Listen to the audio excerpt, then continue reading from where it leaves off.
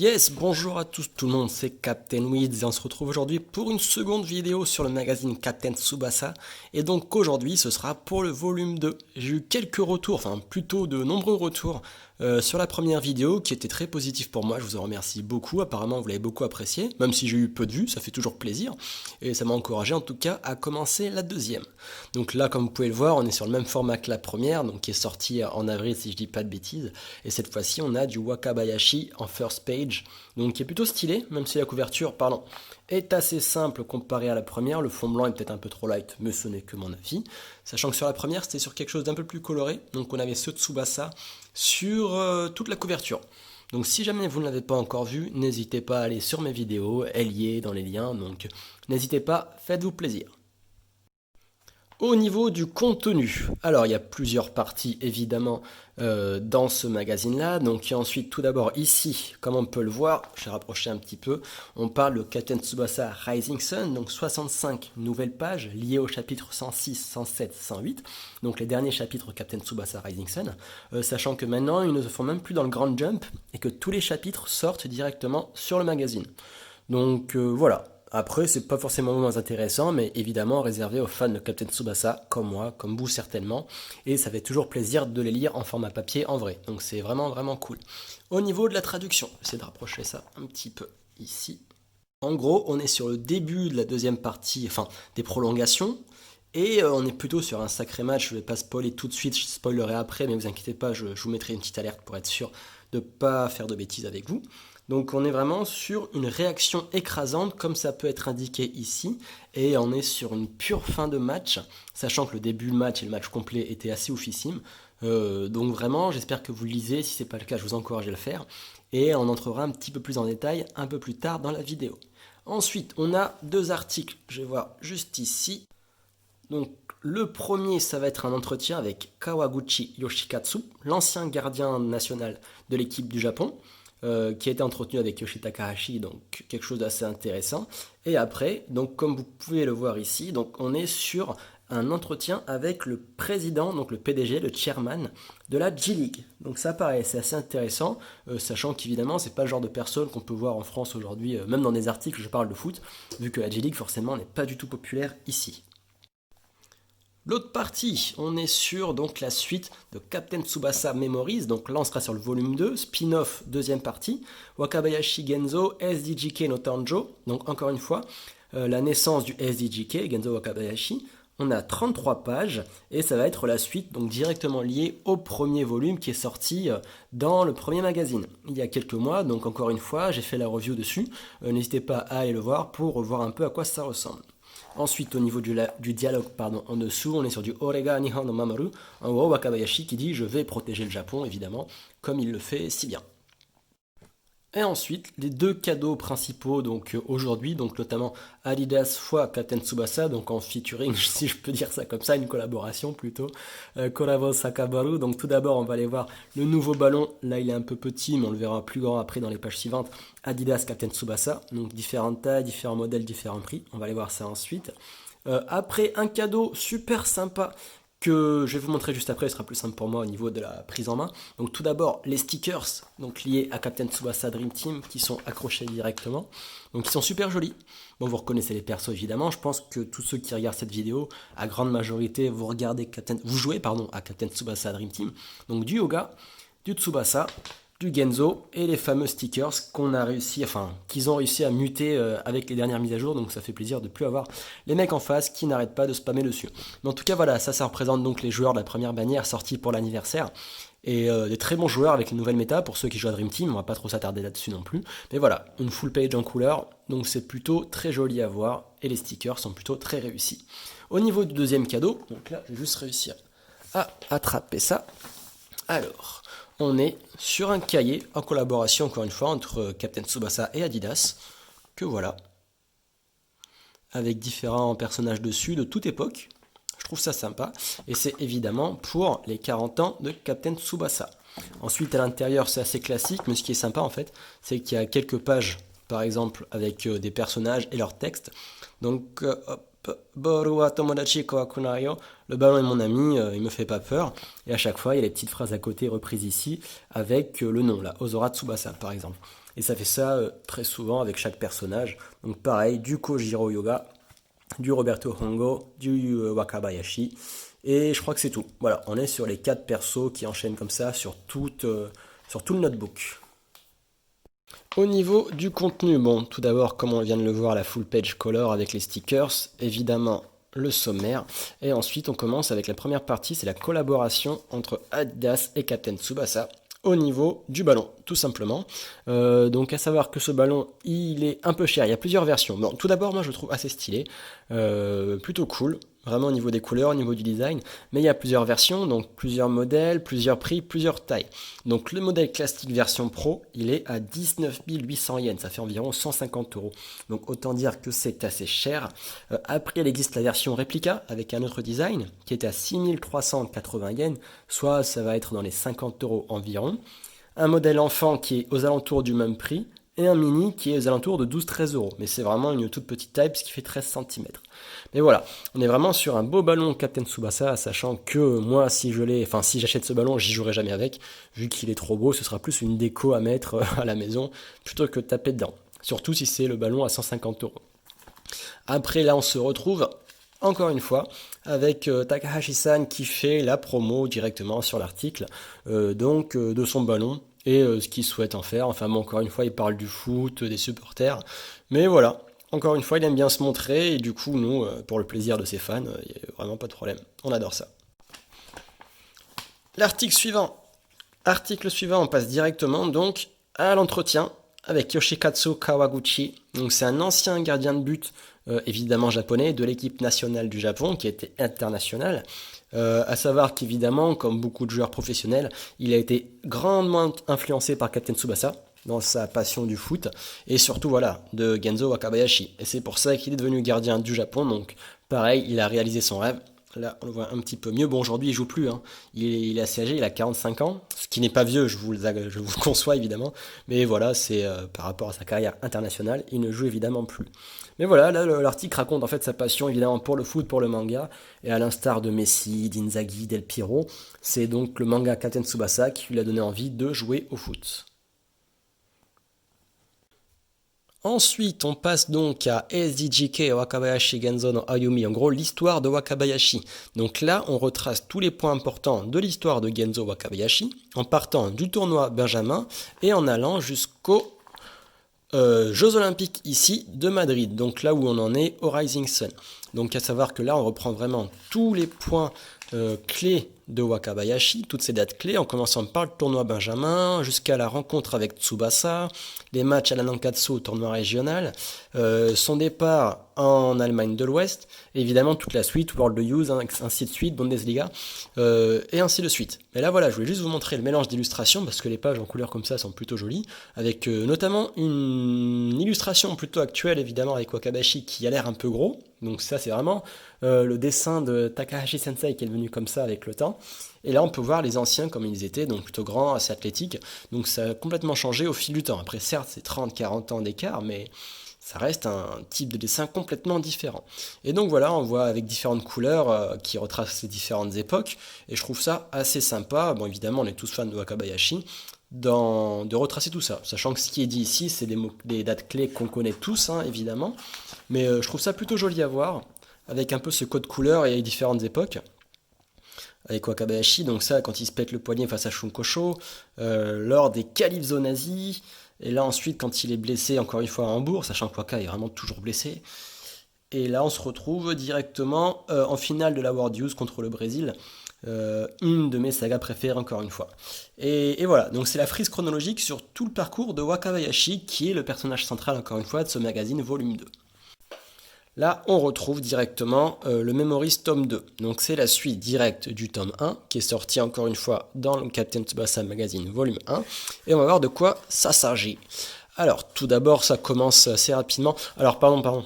J'ai passé cette page, je vais parler rapidement. Là, c'est juste le résumé de la première partie qui a été lors du premier volume de Captain Tsubasa. Donc, Osarai, en gros, ça va être les 3 moments clés du premier volume. Si vous ne les avez pas lus, c'est pas grave, il n'y a pas trop de spoil, mais je peux vous le raconter. Donc, en gros, les 3 points clés, ça va être le meilleur coach. Ça, c'est son cadeau d'anniversaire ici. Il demande donc à son père d'avoir le meilleur coach de gardien. et c'est là qu'il rencontre Mikami. Ensuite, l'étape 2, le deuxième temps fort, c'est quand il raconte à Mikami, quand il se raconte qu'ils veulent faire devenir Genzo, donc le meilleur gardien au monde, ou le SGGK. Et enfin, le troisième point, ça va être donc le début de la formation de la conquête nationale. Là, c'est pour ça qu'on voit le quatuor de Shutetsu, et c'est avec eux justement qu'ils veulent aller gagner des titres directement au début, sachant qu'il y a également Morizaki à la Shutetsu, ce que je ne savais pas avant de lire le Captain Tsubasa Magazine volume 1, mais là il n'apparaît pas. Et en gros, c'est que ces quatre-là, donc, qui sont les jeunes nouveaux de Shutetsu, en plus de Waka, ça fait 5, qui veulent devenir championnat en étant titulaires à chaque match. Au niveau du contenu, bon rassurez-vous, je ne vais pas vous faire une lecture précise de ce chapitre-là, sinon ça va être un peu long. Mais pour résumer, donc là, il se retrouve chez Wakabayashi, où il y a un festin, vu que Wakabayashi est assez riche. On a vu dans le volume 1 pourquoi. Et ensuite, on se retrouve sur la conquête du championnat régional, donc championnat de Shizuoka, pardon. Là, on voit le quatuor plus Morizaki, ça fait 5, je sais pas comment on dit pour 5 personnes, qui se retrouvent pour aller s'entraîner. Ils parlent justement d'aller s'entraîner une seconde fois sur le terrain nocturne de Waka pour être prêts pour le tournoi. Ensuite, ils arrivent à ces matchs, évidemment, ils les gagnent tous, puisque Wakabayashi est déjà trop fort à l'époque. Sachant qu'il y a une différence, je trouve, entre le Wakabayashi des Memories aujourd'hui et avec l'ancien. On le verra ça après un peu plus tard. Donc en gros, là, ils arrivent en finale du tournoi contre Shimizu. Shimizu, qui est une petite ville sur Shizuoka, près de Shizuoka, au Japon évidemment. Toujours dans ce tournoi régional. Donc sachant que Shimizu, donc là c'est la finale, et ils sont les derniers tenants en titre du championnat. Et là en gros, il y a une petite embrouille, puisque le coach décide d'aligner les 5e années, donc Taki, Izawa, Waka, Takasugi et Kizugi, en match en tant que titulaire. Et là en fait, il y a les 6e années, et donc ceux qui ont une année de plus que les 5, qui sont pas contents, parce qu'ils estiment qu'ils ne méritent pas leur place, sachant qu'en fait, j'ai appris en lisant ce chapitre, que le père de Wakabayashi était donc le président de Shutetsu, et qu'en gros il arrête pas de faire des dons, et c'est pour ça que lui là, le joueur, je sais même pas comment il s'appelle d'ailleurs, estime que le coach a fait ce choix là, parce qu'il a peur des représailles et qu'il se sent menacé. Et c'est pour ça que les 5 sont titularisés selon lui. Sauf que là évidemment Wakabayashi se laisse pas faire, il y a petite embrouille, il lui dit exactement de pas le sous-estimer, pardon, qu'on voit ici, et qu'ils sont nettement meilleurs qu'eux. Et là, il y a un petit discours qui est assez sympa, qui dit en gros, dans le foot, il n'y a pas de riches, il n'y a pas de pauvres, on fait tous nos preuves sur le terrain, et voilà, c'est là qu'on montre qu'on est meilleur, qu'on est les plus forts. Donc tu vas voir, en gros, on va jouer, on va te montrer qu'on est plus fort que toi. Donc là, on voit un Wakabayashi qu'on n'aurait pas su comme ça, mais honnêtement, je savais pas qu'il était un peu proche, qu'il défendait un peu ce genre de cause-là, mais c'est plutôt sympa à savoir, un bon aspect de la personnalité de Waka qu'on n'avait pas avant. Donc là, ils arrivent sur le terrain, évidemment. Donc il dit, attendez, là les gars, on va faire nos preuves, on va leur montrer qu'on mérite cette place-là. Et ils arrivent évidemment à jouer contre Shimizu en finale. Et c'est le kick-off qui commence directement. Donc pour passer rapidement le match, évidemment, je vous laisse deviner le score. Je vais passer rapidement sur les pages, je vous montre les pages parce que c'est super joli. Alors moi, je vous dis, je lis pas les scans. J'attends vraiment le papier, enfin le manga papier, de l'avoir en main pour les lire, sachant que bon j'ai de la chance, la chance non, j'ai travaillé le japonais, donc j'arrive un peu à le lire, et c'est vraiment plus agréable et super bien à lire que les scans. Les scans, ça fait longtemps que j'ai arrêté, ça me dégoûtait du manga.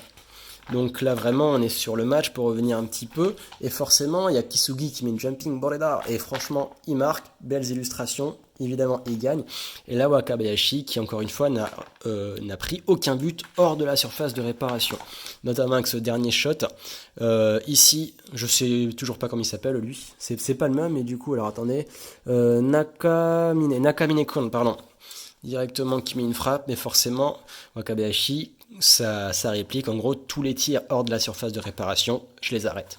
Et évidemment, aucun suspense, il l'arrête, donc une superbe illustration, double page. Plutôt cool. Et c'est plutôt sympa. Ensuite, on termine, on voit qui donc porte l'étendard du vainqueur, ils sont devenus champions, ils sont qualifiés donc pour le championnat national. Et là, il y a deux passages, deux aspects Waka qu'on connaissait pas, sachant que nous, Wakabayashi, dans les anciens mangas, donc les premiers, on le voit un peu froid, et pas cet aspect-là, parce que là, en gros, il va voir Mikami-san, il lui dit Mikami, comme j'ai gagné aujourd'hui, t'es devenu le meilleur goal du Japon, le meilleur coach de gardien du Japon, mais t'inquiète pas, parce que quand plus tard je serai champion du monde, tu deviendras donc le meilleur coach de gardien du monde. il lui fait des compliments comme ça, je trouve ça très sympa. Sachant qu'après, là, il fait ça avec ses collègues de la Shutetsu. Et il appelle, donc ses collègues l'appellent Wakabayashi-san. Donc san, pour ceux qui ne savent pas, c'est un suffixe de politesse, c'est un peu l'équivalent de monsieur ou madame au Japon. C'est un suffixe qu'on utilise donc pour montrer le respect à quelqu'un. Et là, en gros, Wakabayashi il répond: ah, mais arrêtez, on est tous les mêmes, on est égalité, arrêtez de m'appeler san. Et voilà, je trouve ça, cet aspect un peu de Waka assez sympa dans la communion avec ses collègues, qu'on ne pensait pas. Moi, honnêtement, je savais pas qu'il avait ces genres de traits de caractère quand il était jeune, là, c'est tout nouveau. Et après, bon, ses collègues lui disent oui, mais de toute façon, on est habitué à ça, en gros, on continuera à t'appeler comme ça. Il dit ok, appelez-moi comme vous voulez. Mais voilà, je trouvais ça sympa. Donc, les compliments qu'il fait à Mikami et cet échange un peu avec les cadres de Shutetsu, je trouve ça super sympa. Ça montre encore une fois un aspect de Genzo que moi, en tout cas, je ne connaissais pas.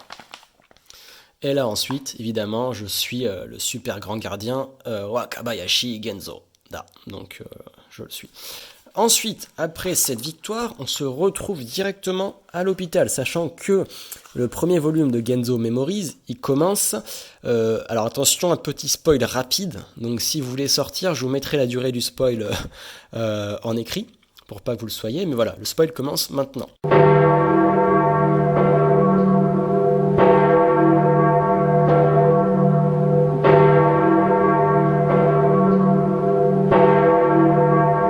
Donc en gros, le volume 1 de Captain Tsubasa Memories Genzo Wakabayashi commence pendant le match contre l'Allemagne. Donc contre l'Allemagne, Genzo se fait super grave blessé par Schneider.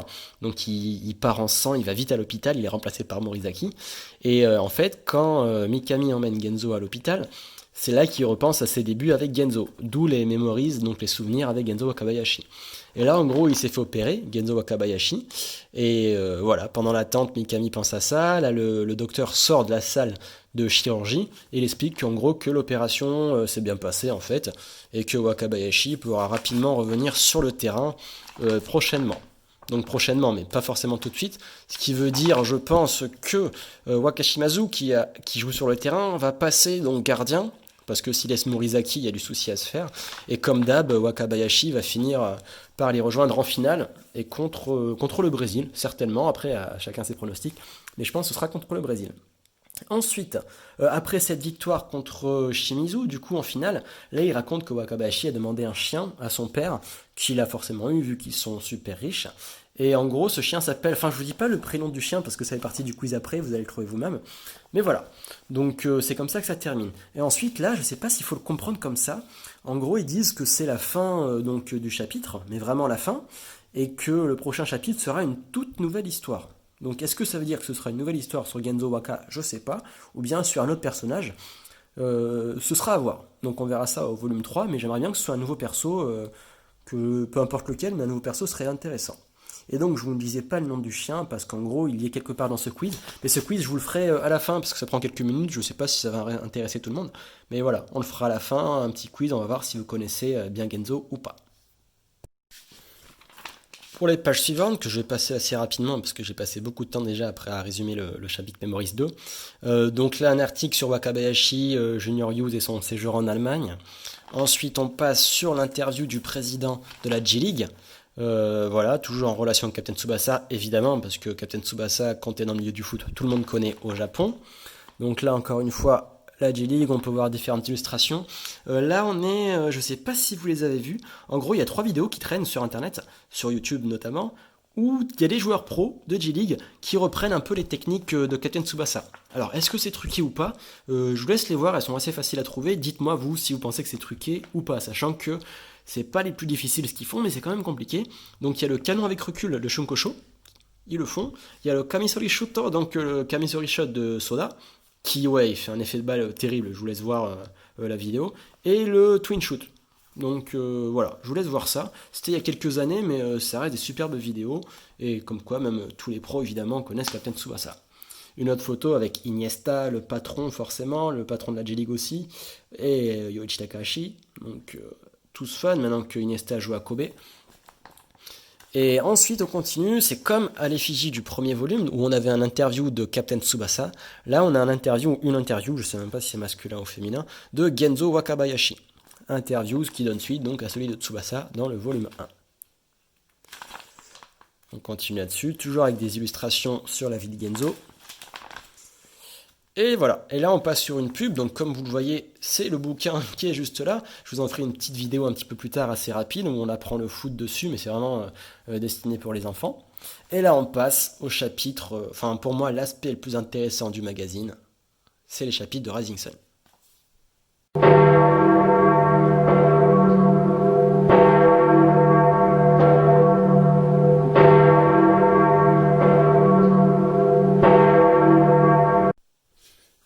Alors là, évidemment, on est sur les 3 chapitres d'après. Du coup, j'essaie de cadrer parce qu'en fait, quand je cadre, je vous cache pas que je vois pas moi ce que je filme.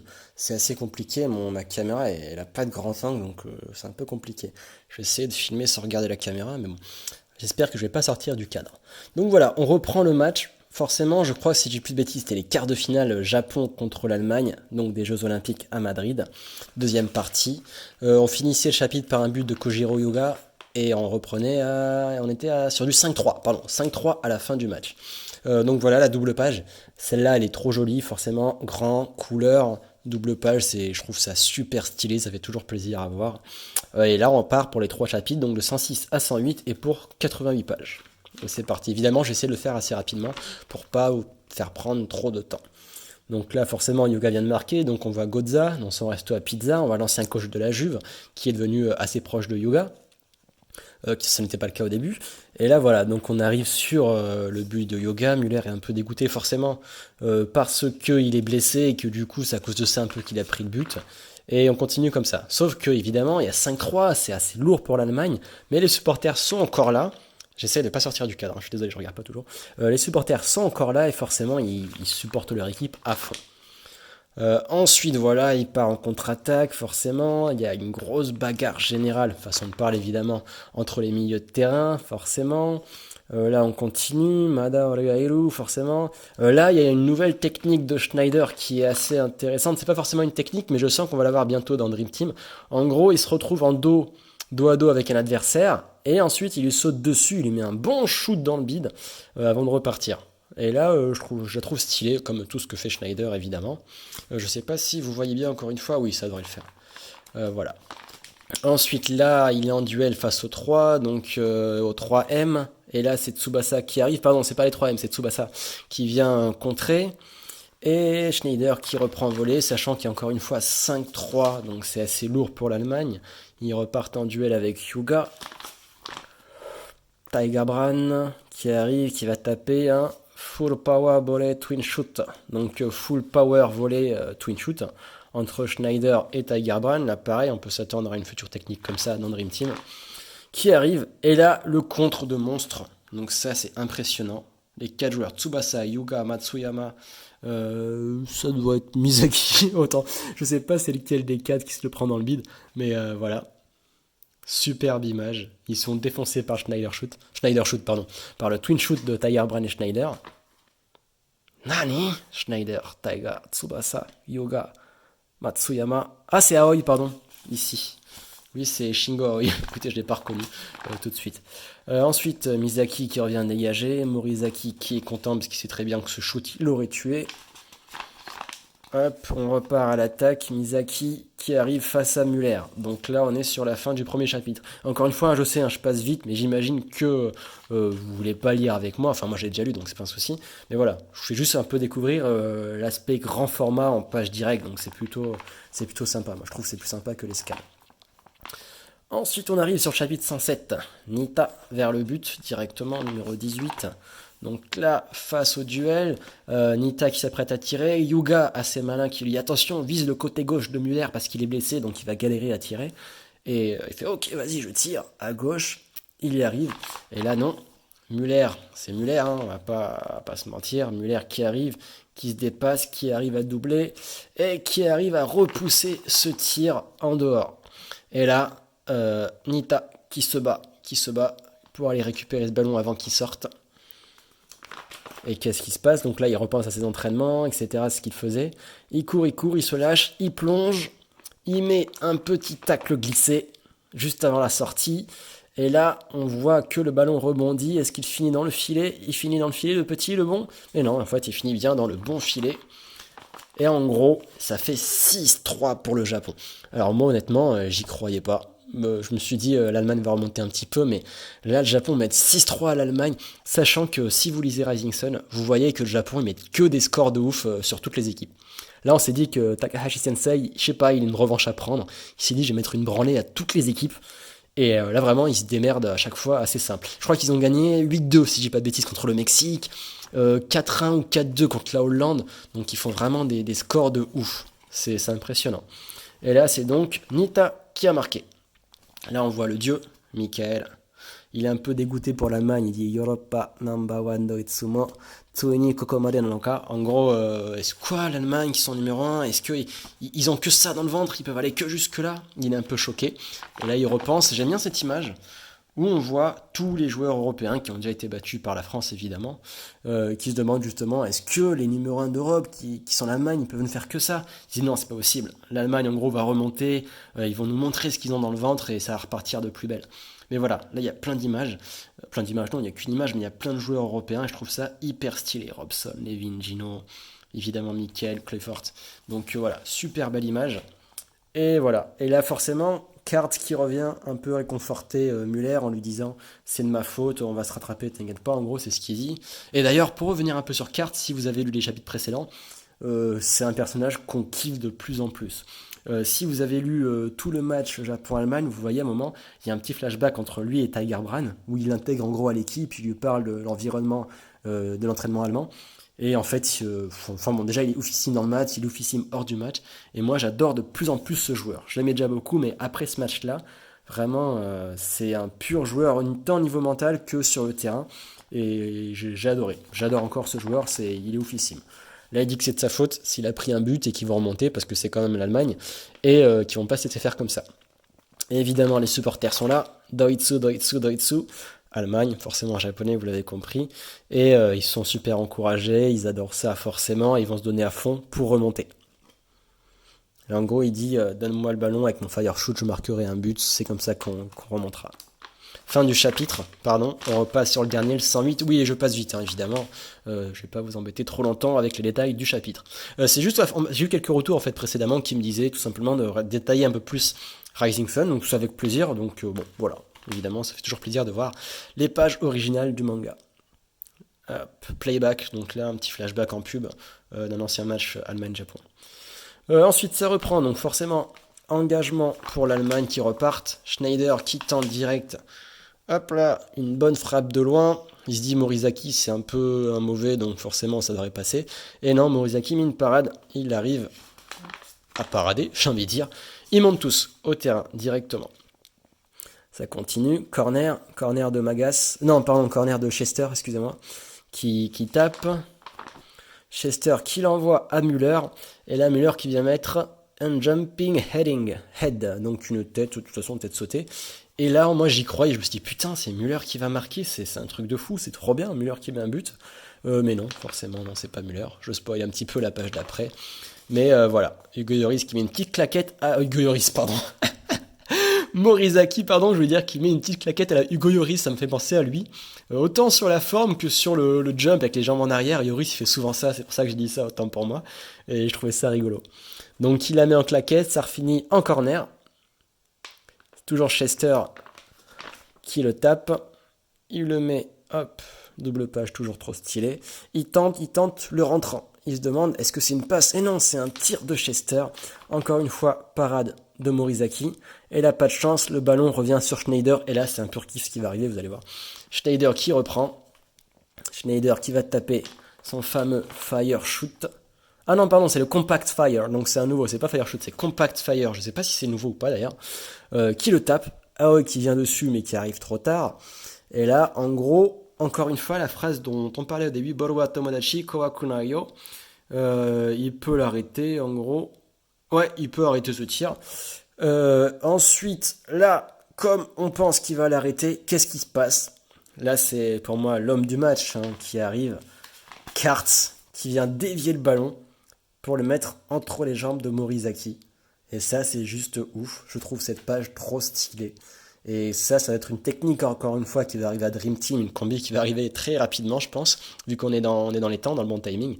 Et là, qui passe entre les jambes et qui met un but. superbe but. Et ce fameux qu'on se fait spammer en ligne, Sonna de Morizaki, évidemment tout le monde connaît, qui est surpris d'avoir pris ce but. Et là voilà, Carte qui s'est un peu blessé mais qui a mal au bidou, comme dans les premières mi-temps. Mais voilà, franchement, Carte, ce super joueur, il me fait kiffer. Et c'est comme ça qu'on finit donc ce chapitre-là. Le match n'est pas fini, hein, il y a 6-4, il reste encore quelques minutes, donc ils peuvent se refaire. Mais je trouve ce match ouf. Et on est arrivé, donc on est passé de 5-3 à 6-4 en 3 chapitres. Et avec ce but de Carte, que je trouve encore une fois, on va le revoir, on va pas se faire plaisir. Magnifique. Le Compact Fire. Tac, ici c'est le cadre un petit peu. Schneider, Shingo trop tard, hop, qui veut l'arrêter avec sa tronche. Et là, Carte qui arrive en mode acrobate, reprise, une tuerie. Enfin moi j'adore. Et c'est pour ça que je le lis en format papier uniquement, parce que c'est un vrai kiff, beaucoup plus de feeling. Et c'est comme ça que le chapitre se finit, directement, en attendant la suite. Et on finit, voilà, une collaboration encore une fois, une pub. Hop, j'essaie de trouver ça. Pardon. Et là encore un article sur le Real Nankatsu SC, donc la vraie équipe de Nankatsu, encore une fois dans le quartier, proche du quartier natal de Takahashi-san, où on parle des joueurs, du président, du club. Sachant qu'il y a beaucoup de pubs sur Tokyo, j'avais beaucoup de pubs en affichage, il y a des pubs sur les bus et tout, il y a vraiment beaucoup de pubs sur le club. Là ensuite, encore une fois, on finit de la même manière que le volume 1. Donc là, c'est un projet de figurine. Je ne sais pas si vous connaissez les pop-up parades. Moi, je ne connaissais pas. Je suis allé me renseigner donc pour la vidéo. Et en fait, c'est un concept de figurine. Ils ont à peu près tous la même taille, soit 17-18 cm. Et elles sont toutes à 3900 yens, donc environ 32 euros. Et il y a un projet de figurine Katen Tsubasa qui arrive, sachant qu'il y a plusieurs mangas. J'ai vu qu'il y avait beaucoup de Hero Academia, il y avait d'autres choses que je ne connaissais pas. Mais il y a plusieurs mangas et toutes les figurines sont au même prix. Ensuite, on finit, comme je disais, la même manière, encore une pub sur la collabo. Là, en gros, il faut répondre à un questionnaire sur ce lien-là, donc en code QR.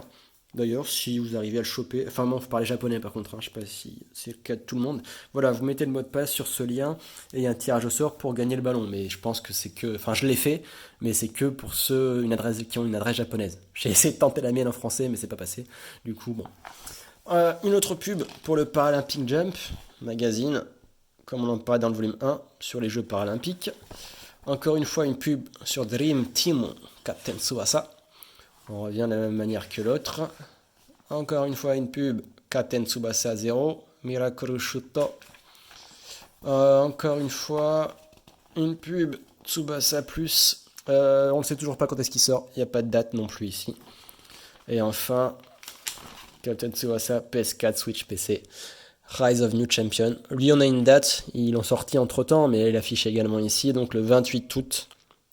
J'attends que ça. Moi, j'ai déjà commandé, j'attends que ça. Bon, j'ai vu les vidéos, ça a l'air sympa, mais est-ce qu'il est pas un peu trop saccadé? Est-ce qu'il n'y a pas un peu trop de mode arcade que de foot? Je sais pas, à voir. Mais honnêtement, moi, je pense pas qu'il sera aussi bon et aussi amusant que Dream Team, même si Dream Team, il nous rend ouf à cause du taux de drop de merde et tout, mais j'espère, je pense pas que... Enfin, on verra, hein, on verra, c'est mon avis, mais c'est mon avis.